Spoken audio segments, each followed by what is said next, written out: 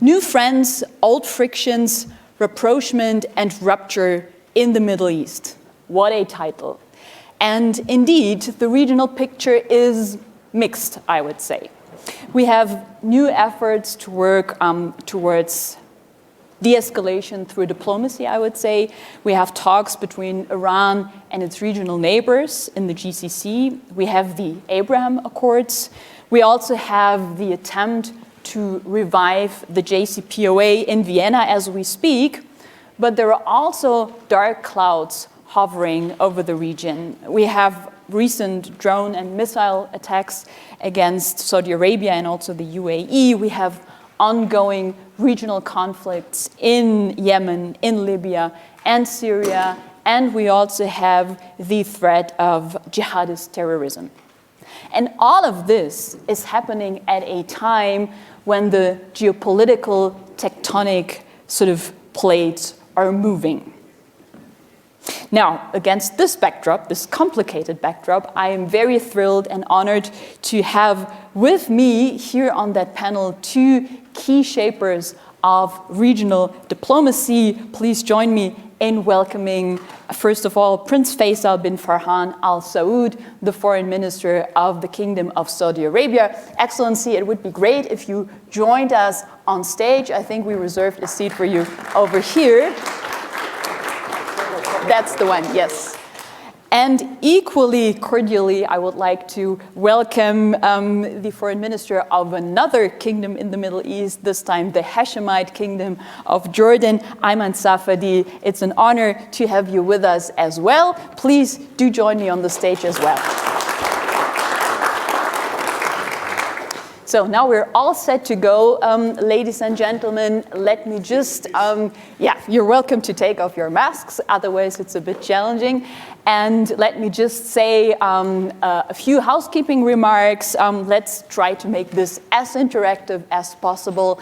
We will have a little chat with the two gentlemen here on the stage for, let's say, half an hour or so. And while we do so, you're most welcome to already think about a lot of questions. And on this occasion, I would like to also welcome our viewers online who are most cordially invited to also hand in questions. They will be sent to me here via this iPad, and I will try to juggle both realms, the virtual and the physical, to the best of my abilities. So let's get this started. Prince Faisal, I wanted to kick this off with you. You know, this conference has been pretty much about a single topic, I would say, and that's the issue of the standoff between Russia and the West over Ukraine so far.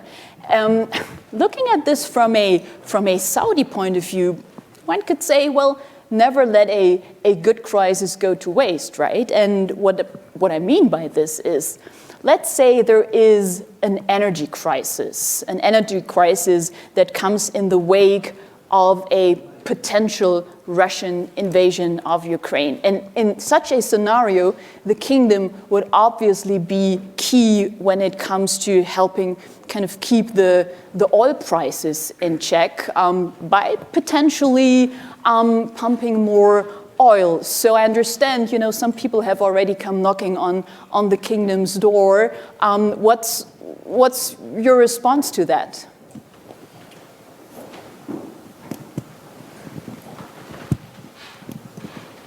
Well, thank you. Thank you, first of all, for hosting us. It's great to be back, in a live format at the Munich Security Conference, and I think it's very useful to have this opportunity between us all to interact and to address the issues of the day. I think we firmly believe that there are no good crises, that the best approach to any crisis is to try as much as possible to avoid them, and to avoid them through interaction and dialogue. And I'm happy that there are still attempts at averting this crisis or reducing its intensity through dialogue, and that, I think, should be the priority. As regards energy markets, we have a very, very strong historic policy of focusing on energy market stability, and that is not an opportunity or a chance for us, it is a responsibility that we carry to ensure that markets remain stable. And certainly we hope that there are no crises that lead to instability in the markets, and we will continue to work with our partners. You know, through the COVID pandemic, we worked with our OPEC Plus partners to stabilize the oil markets to ensure that we have a situation that supports both suppliers and producers, and we will always continue to work with our partners, because in the end it's not just up to Saudi Arabia. We need to work with our partners in the OPEC Plus, but also including Russia, of course. The oil market is participated by all of its members, so one member cannot on its own manage this market. So we have to work together to ensure that we have market stability and address any concerns in the future, but we certainly hope that there is no crisis that precipitates negative impacts on the energy markets. And was that a yes or a no in terms of pumping more oil? Our commitment is to work with our partners to ensure market stability, whether it's to pump more or less, depending on what the market demands. So, you know, we've seen instances where we needed to pump less in order to support the producers and support investments in the markets. If there's more, it really depends on what the market demands and how we can ensure that the market remains stable. And here, as I said, we will work with our partners to ensure market remains stable. So the scenario would be a disruption of oil coming from Russia, meaning there's less oil in the market and Saudi would have to produce more. I mean, that's a hypothetical which I can't comment on. Okay. I know foreign ministers never like hypothetical questions. Ayman, let me bring you into the conversation. I think about a month ago or so, you were in DC and at an event, I think it was with the Brookings Institution, you said something very interesting. You said, and I'm quoting, "We in Jordan cannot just rely solely on the US to do everything for us." And that was an interesting statement, I thought, especially at a time, you know, when the US is kind of shifting its focus away from the Middle East and more towards the Asia Pacific and China in particular. So I was kind of wondering, what did you mean by that statement? Is Jordan looking towards diversifying its international partnerships? What's the significance of this? Thank you, Noor, and again, it's a pleasure to be with you again, and I thank you for the opportunity. And what I really meant is that we in the region got to do our share of the heavy lifting as well. The U.S. is a solid ally and partner of Jordan historically, and continues to be solid and a partner of of Saudi Arabia, of all of us, and we do need a leading U.S. role. But we cannot just depend on the U.S. We have to do our share as well. And if you look at the situation in the region, a lot of the crises continue to exacerbate.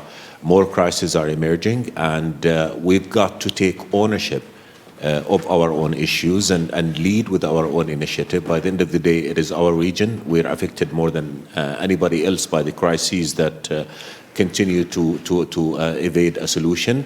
And we need to work on solving them, and we need to work together as a region. The Middle East, unfortunately, is a region only in name, but when it comes to regional mechanisms of cooperation and integration, there's a lot to be done. So basically, our view in Jordan is that we need to come closer together, work closer together, and again take ownership of our own region and our own future, not to the isolation of our partners. On the contrary, we do need our partners in the US, we do need our partners in Europe and elsewhere in the world, but just to expect them alone to be able to do it, that's not going to happen. We need to come together. And I think if COVID exposed many things, but it did show the necessity, the urgency of us in the region to come together, not just in terms of addressing chronic problems, political problems, but also in terms of addressing our people's needs for development, climate, food security, water security.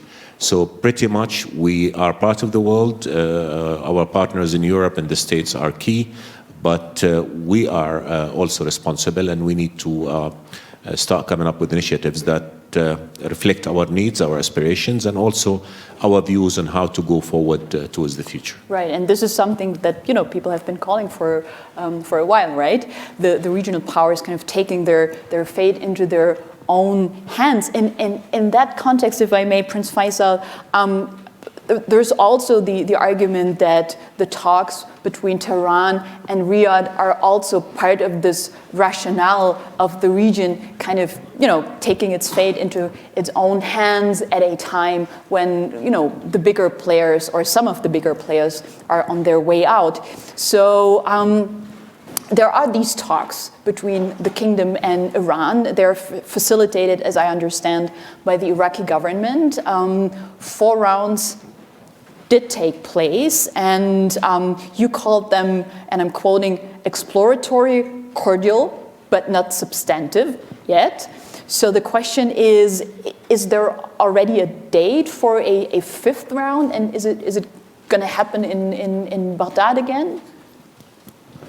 So first, I just want to echo some of the thoughts that Ayman mentioned. And I don't believe the US is leaving or other partners are leaving the region, but they are certainly adjusting how they address the issues of the region, and that's normal. And we have a responsibility in the region to step up and solve our own problems. And I think we've said that for some time now, that both the Kingdom of Saudi Arabia and the Kingdom of Jordan, that we are interested in addressing the challenges of our region. And here I think both of us work very closely together on these issues. We coordinate very closely, and we are trying to work towards a more integrated Middle East or Arab approach that is more effective, because that can be a strong bulwark and a strong bolster to our partners, who we still need to work with. So the US, others will always have a role to play, given the geopolitical and economic strategic importance of our region. But we want to work with them to support and to put our agenda firmly in the forefront, not just a global agenda for our region. On the talks with Iran, they have indeed had 4 rounds now. We are looking towards scheduling a 5th date. It has not yet been scheduled.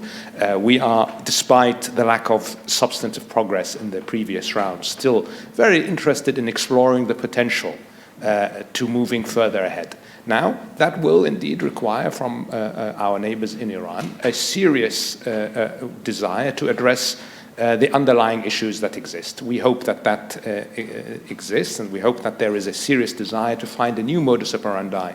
We have in the kingdom very much focused on our domestic vision 2030, a vision that is, we hope, a model not just, it will not only deliver sustainable prosperity for the people of the kingdom, but can be a model for the region. And here, we are looking to engage and to be partners with all of our neighbors, including Iran, but that will need really to readjust their strategic priorities for the region as well. And we haven't seen that, and some of the latest escalation indicates to us that there is maybe not a full commitment, and we hope that changes. And what would be concrete gestures of goodwill that you're looking for from the side of Tehran? I don't want to discuss specifics now, but there are, of course, any number of issues where we can potentially work together if there is a serious desire from Iran to de-escalate tensions in the region, to address some of the underlying security issues. If we want to work towards a more prosperous region, a more stable region, there's a lot we can potentially do. I think they will understand very well what those issues are, but I'm not going to address them directly here. We're also in a time when the discussions, the talks towards a revival of the JCPOA seem to have come to a critical point. I think the 8th and possibly final round of those conversations is going on in Vienna. Ayman, what's your sense, a potential revival of the JCPOA, what would it mean for regional security? Well, Noor, I mean, but part of the title of the session is Old Friends, New Friends, Old Alliances, and you have 2 old and strategic friends, and I think we're speaking from the same point of departure. What we want is for our region to be stable, for us to be able to solve the crises that have impacted development, that have had tremendous humanitarian costs in all of us, development cost, economic cost.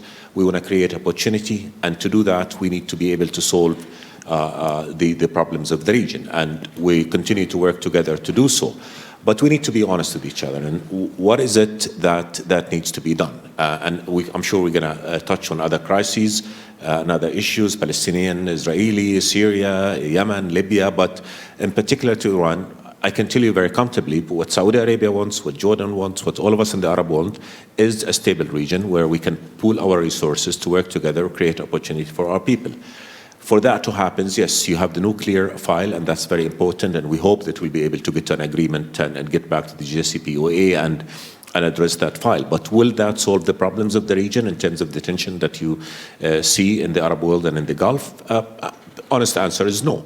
We need to look at other issues, other policies, whether in Yemen, whether in Syria, whether in Lebanon, whether in the Gulf, and see how we can go back to building a regional system that is based on neighborly relations, on respect of the other, on non-interference into the affairs of the other. And I can tell you very comfortably, on behalf of all of us in the Arab world, we do want good relations with Iran. Iran is a key regional country. But why is it that we have problems with Iran? What is it that the Arabs have done, and what is it what Iran is doing? And I think if we answer that question, we'll come to the conclusion that in order for that relationship to be established, we need to sit around the table, put the issues on the table very frankly and very openly. And again, the ultimate goal is to get towards a regional structure where all of us respect each other, respect the sovereignty of each other, non-interference in the affairs of each other, and again, focus our resources on meeting the needs of a very young population in the region. Over 70% of our populations under the age of 70. They don't want conflicts, they don't want war, they want peace, they want jobs, they want education, they want health services, they want opportunity. And that is what we are working on. So I do hope that we'll be able to get to see some progress with the JCPOA, but again, we need to look at the whole picture, we need to look at the broad picture, and what is it that all of us can bring to the table so that we can contribute towards rebuilding or building that future of peace, stability, and ultimately opportunity for all our peoples. Right. And I'm glad you mentioned Yemen, Ayman. If I could sort of throw the ball into your court, Prince Faisal, Yemen ultimately, of course, is an issue that both Riyadh and Tehran should talk about. My sense is, looking at it from the outside, that Yemen has become a very problematic issue for the kingdom, which incurs a tremendous cost, and you know, the prospect for actually winning this war seems to be very remote. All the diplomatic efforts that have been undertaken have led nowhere so far, and ultimately there's also no military solution. So what's the way out from a Riyadh point of view? First, quickly on JCPOA, just to re-emphasize that we think JCPOA, if there is success in reaching a re-entry, needs to be a starting point, not an end point. JCPOA in itself has some deficiencies, but those can be addressed through further dialogue to ensure that we have protection in the long term from nuclear proliferation, and that we start to address the issues of regional concern. So I just wanted to echo Ayman's thoughts on that. On Yemen, it was never about military victory. Our intervention through the coalition was always in an attempt to stabilize the situation on the ground, to protect the legitimate government of Yemen, in order to facilitate a process of dialogue between the parties in Yemen. Unfortunately, of course, the conflict has gone on for longer than anyone has hoped, primarily because the Houthis have so far refused every offer of a ceasefire, have refused every offer of moving to political process. So our approach remains. In March, we put on the table a comprehensive ceasefire proposal that would then lead to a political dialogue among all the parties, again, including the Houthi militia, in order to resolve the issues related to how Yemen is governed and where, what the role the Houthis can play. Unfortunately, as I said, the Houthis continue to push forward. We will continue to support the legitimate government of Yemen. We will continue to protect those areas that they control, and we will continue our efforts to convince the Houthis with the international community that accepting a ceasefire and coming to the table is the right approach. There, of course, the fact that they continue to receive ballistic missile parts, continue to receive drone parts, continue to receive conventional weapons, as we've seen interdicted by the US and others in the Arabian Sea from Iran in contravention of United Nations arms embargoes, all of that doesn't contribute to finding a path to settle that conflict. But we are committed. And we are supportive of the UN representative. We hope that the Houthis will decide that in the end they should act in what is in the best interest of Yemen as a whole, rather than their narrow interests as a group or any outside actor. Let's stay with the issue of Yemen for a moment, Prince Faisal. The last month, January, has seen another record number of civilian casualties in Yemen, and a lot of them were killed by coalition airstrikes.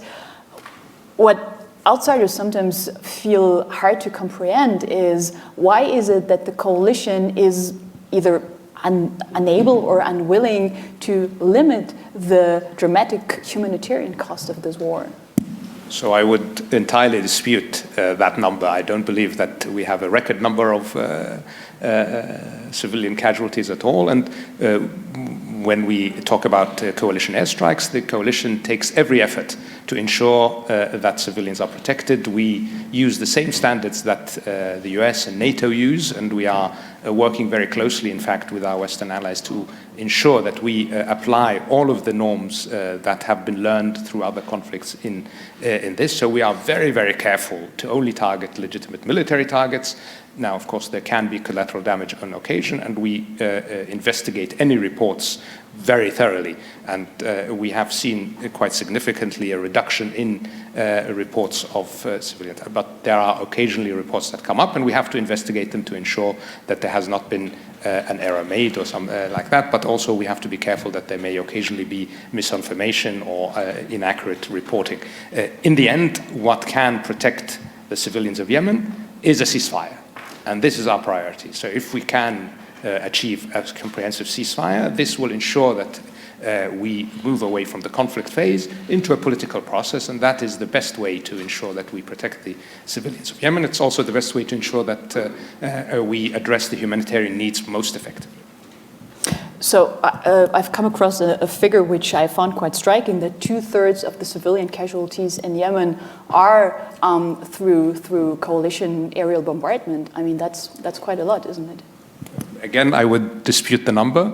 I don't know. It's a UN figure. I would nonetheless dispute it. I think it's inaccurate, and we have had some issues with the reporting on these issues. But again, we investigate very thoroughly any reports of civilian casualties. We take that very seriously. There are absolutely no leeway in our system to allow for any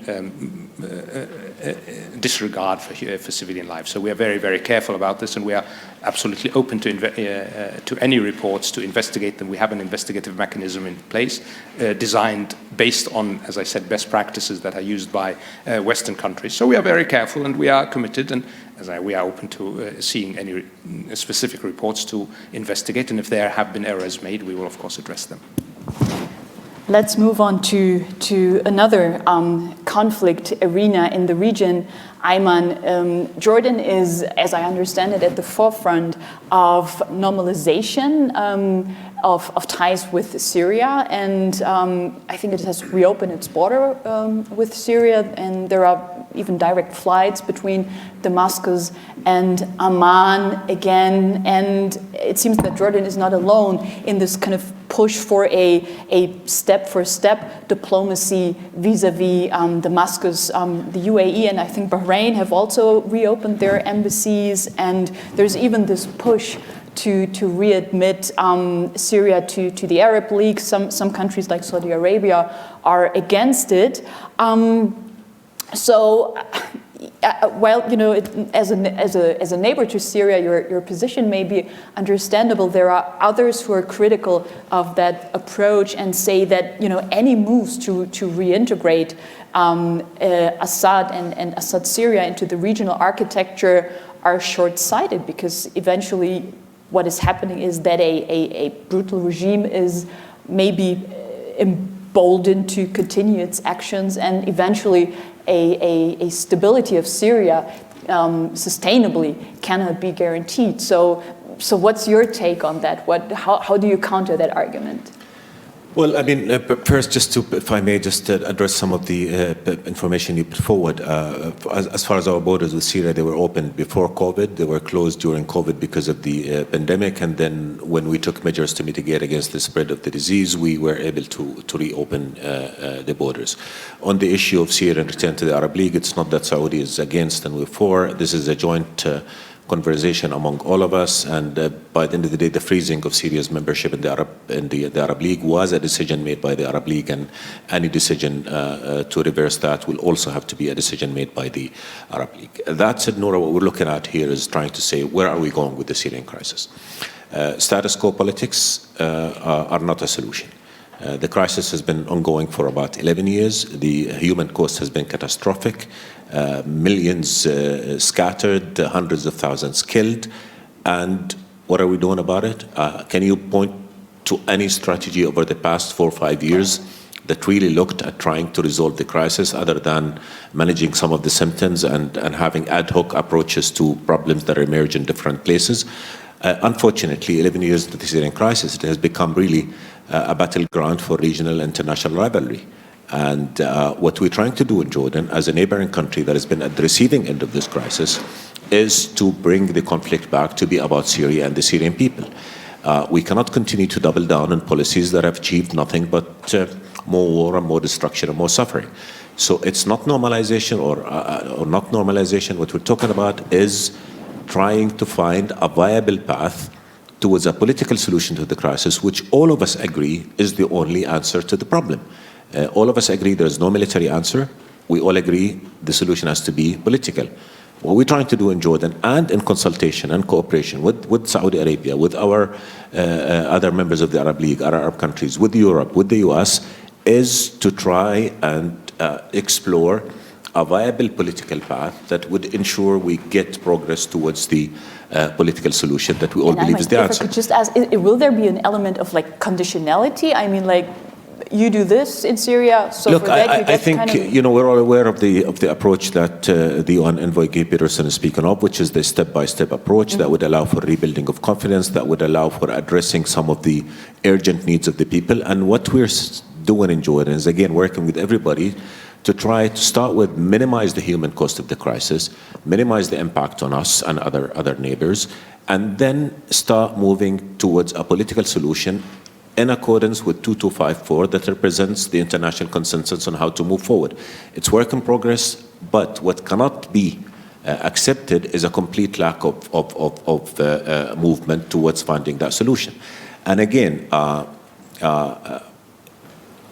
refugees, who's you know, what are we doing to make sure that we mitigate and address the needs of those refugees? In Jordan, we have 1.3 million Syrians.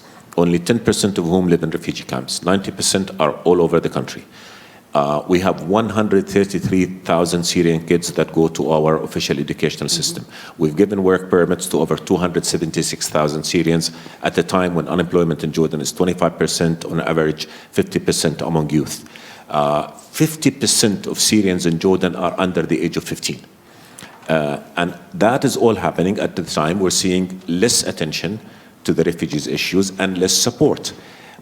So what we're doing, again, in consultation and cooperation with all our friends and partners, is be realistic, put the interest of Syrian people in Syria first, mitigate the catastrophic consequences of that crisis, and move on a viable path towards solving that crisis and mitigating all its consequences, particularly when it comes to people, when it comes to refugees, when it comes to those who are suffering. And because, again, what's the end game? Are we going to continue with another 10 years? And with all due respect, we're talking about the region. It is us in the region who are paying the ultimate cost of the crisis, whether in Syria, whether in Yemen, whether the complete absence of political horizons to the political Israeli conflict and the oldest of conflicts and the central issue and the key to the stability of the region. That is part of us taking control of our own fate, again, in coordination with our neighbors. But we're in the range of fire there, and we got to do whatever we have to do to try and solve those problems. And again, with commitment to our universal values, human values, with commitment to international law, and in full coordination and cooperation with our partners. And Jordan's role when it comes to hosting those huge numbers of refugees is, of course, very much appreciated.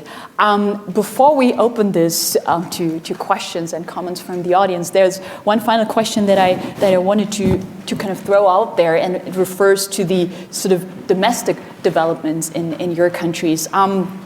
In the GCC countries, but also beyond, we do see signs of opening and serious domestic reform, but we also see the opposite, especially now during the COVID pandemic. Now, in preparing for our conversation, I've come across an op-ed that was written in 2018 by the late Jamal Khashoggi. And in that op-ed, he argued that kind of after the failures of the Arab Spring, the concept of a benevolent autocrat was gaining popularity in the Arab world. And at that time, he was worried about that trend. So I was wondering, first of all, do you agree with the principal analysis? And second of all, is that concept of a benevolent autocrat, is that still fit for the 21st century? I don't know. Prince Faisal, we'll give you some time to think, and we'll throw it to you, Ayman, no? Or shall we do it the other way? I mean, I'm happy to go first. Okay. I think for us, we believe in good governance. Our leadership is very much focused on delivering sustainable prosperity for the Saudi people. We can see very much on the ground, if you come into the kingdom, the results, for instance, of Vision 2030 and the real sustainable progress that is making, and the way that is building a real bright future for the people of Saudi Arabia. It's also something where we hope that it will be a model for our neighbors and for the region, that there is a hope to build your economy, your society in a way that can deliver what the people hope for. And I think that needs to be the priority. What we need to focus on is getting results. And systems of government, this is, every society has to choose what it prefers. But for us, the systems of government that have been in place have delivered stability, have delivered security, but have also delivered progress. And therefore, I think we are quite satisfied that we are on the right path in the Kingdom of Saudi Arabia. And I think we can see that in other countries as well, that good governance delivers results. And that, I think, is the priority. Ayman, what's your take?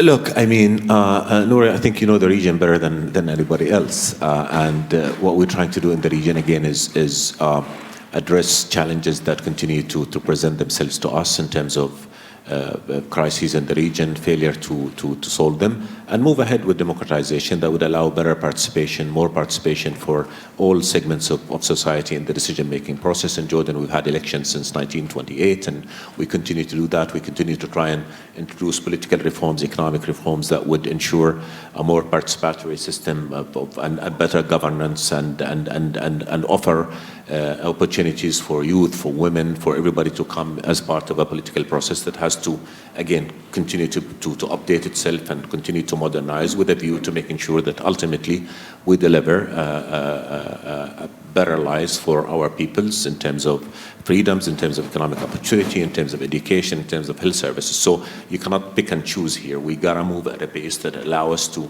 move to a future that meets the rights of all our peoples in the region. And each country has its own particularities, its own conditions, and moves at the pace with which it can deliver results. In Jordan, we're trying to move at a very quick pace on that. We've just introduced economic reforms, political reforms, elections continue to be held, and it's work in progress. We continue to move in that regard. But that said, again,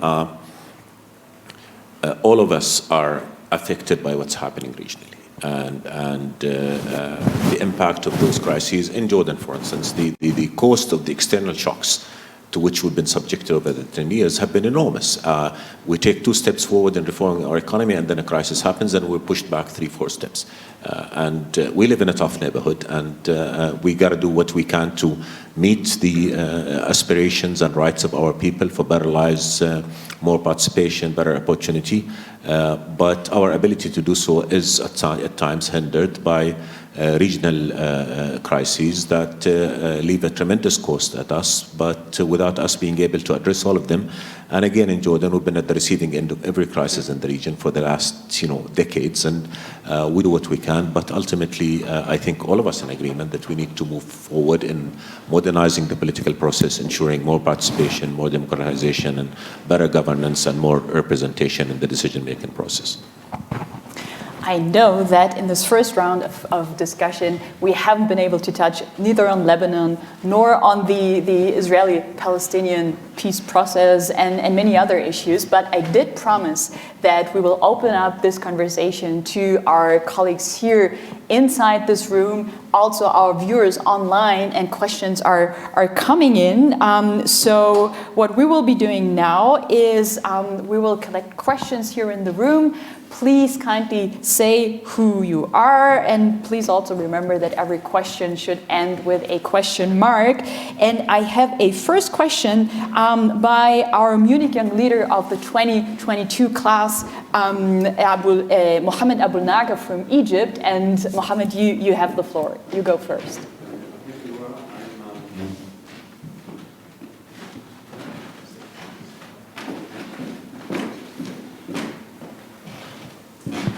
I'm Mohammed Saif, Munich Young Leader from Egypt. My question is more conceptual. Yesterday in the climate change session, the representative of the UAE spoke about pragmatism. So my question is, with the potential bilateral reconciliation that could take place between a GCC country and Iran, Turkey, or whatever regional power, based on vested interests in situations like Libya or on more thematic issues like climate change, could vested interests lead to more collective collaboration in the region? In other words, could we reach a sort of pragmatic humanist approach that would mix between the vested interests of the collective and something that would resolve the conflicts in Libya, in Lebanon, in Yemen, or whatever the country is? And at the same time, could it help on issues like climate change? We have the COP27 in Egypt and then the COP afterwards in the UAE. So is that approach possible, or things in the Middle East aren't that easy to resolve? Who do you want that question to answer, Mohammed? Both, please. Both, okay. So, Prince Faisal. Well, I mean, I'll give it a shot, and then Ayman can correct me if I'm wrong. First of all, great to have an Arab young voice here, so that's always fantastic. Definitely. I think one of the precepts of the Kingdom's leadership's approach, which is enshrined to some extent in Vision 2030 and the focus on long-term economic and social development for the Kingdom, is that we want to build a regional environment that focuses on prosperity, that focuses on cooperation. So if we are able to get over some of these narrow geopolitical interests that have driven a lot of the conflicts in the region and can focus on how we can better integrate our regions, whether it's within our Arab countries, but even our neighbors, so potentially Iran as well, in a way that can deliver in the long term prosperity, in addressing the issues of trade, industrialization, poverty, access to resources, all of these things. And now also, of course, climate change, where we all have an important challenge, and we are all affected extremely by the issues of climate change, and we all have the opportunity to participate in the solutions. We all have a lot of sunshine, we all have a lot of access to renewable energy, who can be really part of the solution. So I would say, yes, there is potential if we can overcome some of our narrow interests and we can act pragmatically, as you said, to address a lot of these concerns. That's possible. Certainly enshrines, I think, the philosophy of the Kingdom's leadership and the instructions on which I operate in the foreign policy of the Kingdom of Saudi Arabia. I think Jordan will, Ayman will probably echo the similar position, because I think, and this is now the conversation we've had, we've started having, I think, even within the Arab League a little bit, and how can we really reinvigorate inter-Arab cooperation, potentially by focusing on the economic. How can we deliver economic benefits for our people? And that will then drive, I think, a lot of resolving a lot of the political issues. So I think my short answer to you is yes. Yeah, look, I'd fully agree. I mean, instead of vested interest, I would say win-win. Probably that's more of a scenario that works. And if you look at us, we are interconnected. Security of Jordan and stability of Jordan depends on the security and stability of Saudi Arabia, and security and stability of Saudi Arabia depends on the stability and security of Jordan, of Iraq, of Syria, of Lebanon, of Palestine. You know, all of us. But it is normal, and I think we need to move away from old molds that are no longer functioning. It is normal for us and Saudi Arabia to have different priorities in certain things. That doesn't make us, you know, not working together. For population concerns, geography, economic composition of the country, it is normal for us in the Arab world to have different priorities. That doesn't mean we don't work together. And I think there's a lot of common grounds on which we can build. Again, back to COVID, food security. Unless we work together, we're not going to be able to achieve food security. Water resources, even if you have the most equitable distribution of water resources in the region, unless we work together on better managing our water resources and finding new water resources, we're not going to be able to meet our people's need for drinking water and our industries' need for water as well. Health, pharma, all are areas in which we can work together, complement each other, build on what's common, and again, respect that which is different and build on that which is common with a view to moving forward towards ultimately creating a region that is secure, that is safe, and that offers opportunity to millions of youth in the region that are seeking jobs and seeking opportunity. So I would say yes, and I think in the region we're all realizing the need for probably new approaches that would again find a win-win scenario and move ahead with it. That's an optimistic answer to your question, Mohammed. So I do see all of your questions. Sometimes I have to apologize because I don't always recognize people when they have their masks on, but I do recognize Stefan de Mistura here first in the first row. You go ahead, sir. Thank you very much, and thank you for this very interesting analysis. I used to be, some time ago, personal envoy in a small, beautiful country to which I remained terribly attached, Lebanon. And it's going through a very difficult time. So I wanted to hear your analysis on how this can be solved, because our hearts are very painfully seeing what's happening in Lebanon. I know it's a difficult one, even for me to answer, but I would like to have your advice. Thank you. Look, my friend, I mean, again, Lebanon is a key country in the region, and I think if we look at the history of Lebanon and the contributions Lebanon has made over centuries to the enlightenment of the Arab world, to the development progress of the Arab world, it is really heartbreaking to all of us to see Lebanon going on that path. We cannot afford for Lebanon to collapse. We all need to come together and help Lebanon address its challenges, rebuild its economy, and move forward on a path towards recovery.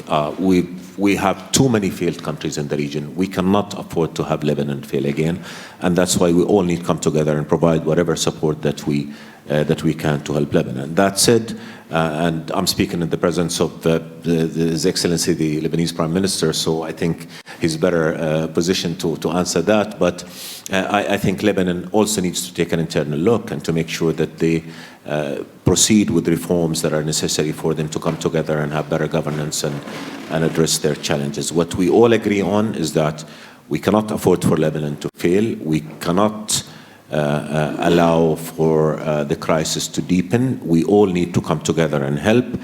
The Lebanese also need to again move ahead with reforms that would allow them to ensure better governance. And of course, we cannot also accept continued foreign intervention in Lebanon. And so what I would tell you is that I think we all share the sentiment that Lebanon is is key. Its stability is key. Its history is one of achievement and resilience, and we do hope that we'll be able to see Lebanon overcome those challenges. As far as we're concerned, we'll do everything we possibly can to help Lebanon and mitigate against it facing more challenges and more difficulties. Prince Faisal, what's the view from Riyadh? I think broadly in agreement, I would just say that a priority from our perspective is the reform process. I think while it's right that we cannot afford to see Lebanon fail, I think we cannot afford for Lebanon to stay the same. Lebanon needs to take a serious look, and here I mean the leadership in Lebanon needs to take a serious look at how the country is governed, at how the systems that are in place have allowed us to be in the position we are now. So in order for us to be able to actively engage to save Lebanon, Lebanon first needs to be active in saving itself. And that is, I think, from our perspective, the priority. We really need to see, we see occasionally some strong suggestions in that direction, but we are still looking for a real sign that the leadership in Lebanon has made the decision collectively. I mean there are individuals who are taking the right stand, but again, Lebanon is such is a society where you need the collective to work together, and we need to see collective leadership in Lebanon making a conscious decision to change the direction the country is in. And if that happens, I think then international engagement, regional engagement can be successful. Otherwise, it will be a temporary bandage, and we would prefer to see something that can work in the long term. First of all, to stabilize the economy in the long term, to address the issues of corruption and mismanagement, then, of course, to address the issues of regional interference and the loss of state sovereignty that exists to extent in Lebanon. All of this can be handled, and all of this, I think, the international community is ready to support, including the kingdom, but we need a stronger signal from, I think, the Lebanese body politic that they are going to step up. That point is taken, but what is the responsibility of the regional powers after all, you think?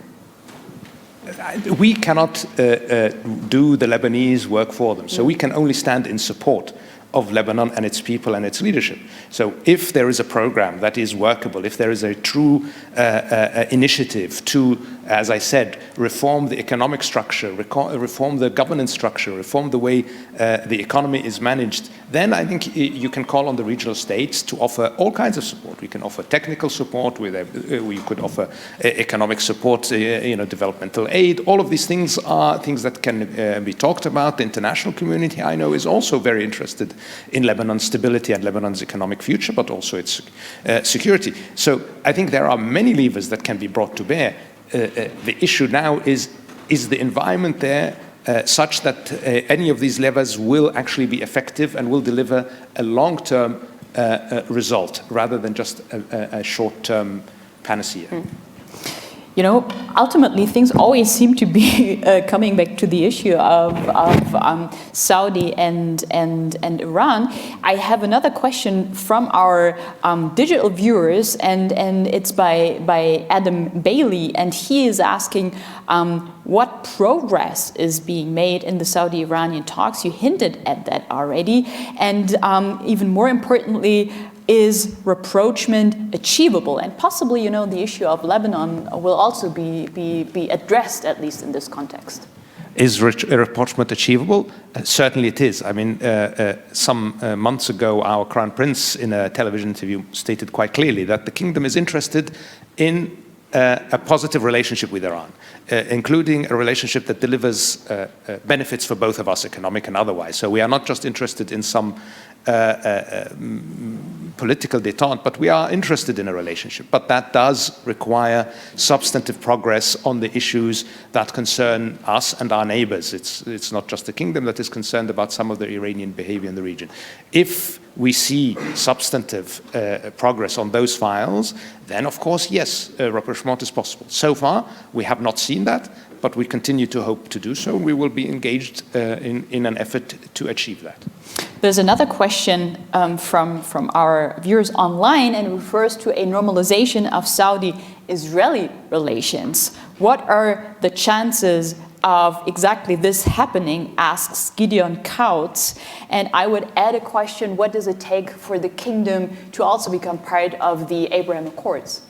I've said publicly that we believe that an Israel fully integrated into the region will deliver huge benefits, not just to Israel, but to the region. But without addressing the core issue of the Palestinian people and finding a way to deliver dignity and sovereignty to the people of Palestine through a Palestinian state, we will continue to have instability, we will continue to have risks to not just Israel's security, but the security of the region as a whole, and we will continue to empower the most extreme voices in the region. So I think the priority now needs to be on finding a path for the Israelis and the Palestinians to sit together, to have a workable peace process, and if that is the case, that will certainly ease for all of those states that have not yet had relations with Israel to engage. But before, from our perspective, that happens, the focus now needs to be on the Palestinian issue and on finding a just resolution for that issue. I may, Noura, I'd just like to comment on this as well. And as you know, the kingdom has been at the forefront of efforts to bring about peace in the region and solve the Arab-Israeli conflict, the Palestinian-Israeli conflict. And this kingdom or your kingdom? We're both kingdoms. So I'm talking about my kingdom here, our kingdom. We quite often, or we should not lose sight of the fact that the core conflict is about the Palestinian issue. It's not because you do not have peace treaties or you do not have peace treaties between Jordan and Egypt and Bahrain and Emirates and Saudi, with Israel, that we have a conflict.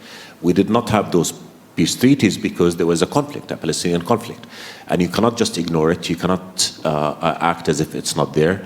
We all want peace. We all want stability. The Arab Peace Initiative of 2002 had spoken of comprehensive Arab peace with Israel.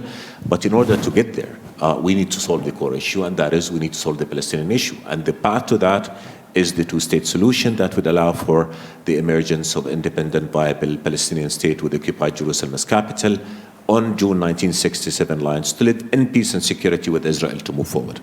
What is the alternative? We know the challenges. We know that the two-state solution is being compromised day in, day out. Settlements are continuing. Confiscation of land is continuing. That is undermining the two-state solution. Does that benefit anybody? It does not. Because if you undermine the two-state solution, you're going to end up with a one-state reality. One-state reality will not be a solution. It will be an ugly reality because it will be apartheid. Does that bring about peace? It does not.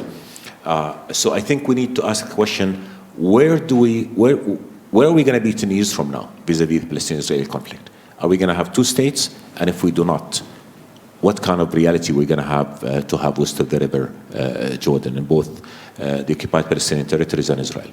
We've been trying very, very hard, working very closely with Egypt, with the states, with Europe, engaging. We have direct communication with the Israelis now, trying to find political horizons. And I have to ring the alarm here that the status quo cannot continue. We all want to maintain the calm. We all want to mitigate against the situation getting worse. But unless something gives, unless we create political horizons, then that conflict is going to erupt at any moment. And that's not in anybody's interest. So what I would say is that, yes, it is key that we have a regional peace. We all want that peace. It's a strategic choice for all of us. But I think it is imperative right now to really have a realistic assessment of the situation on the ground, and that's not a very assuring situation. We need to focus on ending occupation, creating political horizon, creating a Palestinian state to live side and side by Israel, and then all of us, I think, are open to full peace with Israel. Again, Jordan has had a peace treaty with Israel for 27 years, so when we speak with the credibility of a peacemaker. And we're not trying to be difficult, we're not trying to create challenges, but we have to be realistic because, again, we're at the receiving end of that conflict like everybody else, and we need to move ahead towards creating a political path that would bring back meaningful, serious negotiations, the parties sit around the table, and to start moving towards that course of peace. That point is well taken, and we have 5 minutes to go. Wow, time has been flying, and I have two more questions. One by another Munich young leader, Anna, a member of parliament from Portugal, and by the gentleman over here. So maybe we can take your two questions together and then go back to the panel. Anna, you're first. Thank you, first of all. I would like to introduce a brief a brief question to the King of, Foreign Minister of Saudi Arabia to congratulate you and your country and your kingdom to relocate the basis of CAICID, the Intercultural and Interreligious Dialogue Center that comes to Lisbon. So I hope that my country can help to develop this dialogue, and I would like to emphasize this opportunity to help to create a new way of leadership by dialogue. So count with my country and my party and myself to help with this kind of initiative. So thank you. So this was more of a comment and less of a question. So we'll go for a final question. Hi, Prince Faisal. Nice to see you. Just a quick question. My name is Eric Pilofsky. I wondered if you would comment on the current relationship that the kingdom has with Russia, the Russian Federation, and how the evolving relationship between China and Russia is affecting the kingdom. We probably need another 2 hours for that, but try it in 2 minutes, Prince Faisal. Thank you. First, just quickly on the first comment on CAICID, we are very grateful to Portugal for agreeing to host the center, and we do look forward to that center with the relocation being reinvigorated in its task to furthering interreligious dialogue. I think it's a subject that remains important and something that we in the kingdom certainly are extremely committed to, and we look forward to working with our partners in Portugal on that. Look, it's no secret we have a friendly relationship with Russia, of course. We have also, by the way, a very strong friendly relationship with Ukraine. So we are very keen to see the current crisis resolved through dialogue. We have a partnership with Russia in the oil markets that has delivered in the last 2 years stability for producers and consumers, and we think that is important to continue. We think that the relationship between Russia and China is something I cannot comment on, but I think we are an integrated global economy, and we have to have pathways to resolve our issues through dialogue and through connections. And here we believe in having open channels of communication with everybody. And certainly we believe in building friendships when we can and partnerships when we can, and we will continue to do so. I think that every conversation about the Middle East should end with a Jordanian statement. So, famous last words by you. Thank you. Yesterday, Prince Faisal and I were with some colleagues, and they were saying for the first time the Middle East is not the hottest issue on the table. And unfortunately, not because we solved the issues in the region, but because crises are spreading elsewhere, whether Ukraine and others. But I would say, I think that speaks to the fact that we're interconnected. I think the challenges in the region are enormous. I think it's important to focus on, again, reintegrating our region, creating economic opportunity, creating horizons, come together, work with our partners. But ultimately, if you look at the region from Libya to Yemen to Syria to what's happening in Lebanon now, I think these are major challenges that will not be limited in terms of their impact to the region. They will impact everybody in Europe and beyond. We're one neighborhood.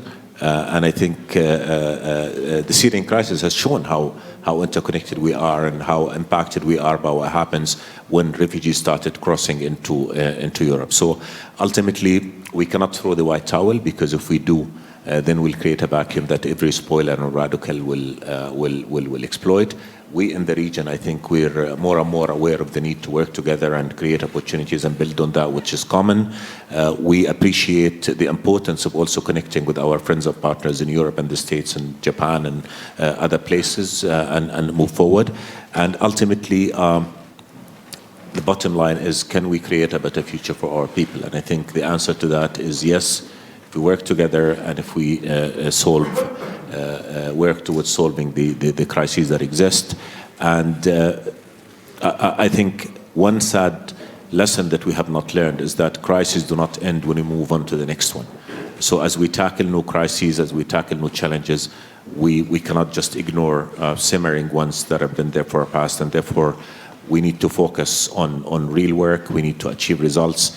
And ultimately, we need to accept that unless we work together, our ability to have impact will be limited. And once we create political stability and once we create security, then we can move towards addressing the needs of our people for better lives.